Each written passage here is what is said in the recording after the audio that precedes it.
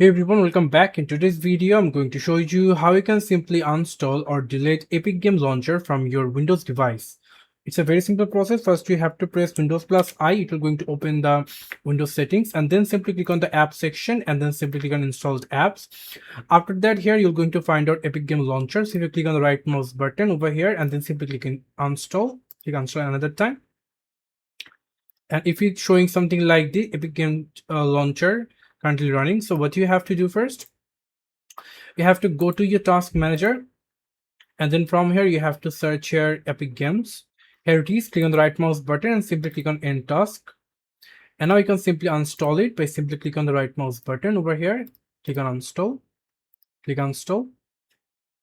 And now you can simply see it's gathering required information. Click yes for the permission, and you can simply see it's disappear from the Windows shortcut.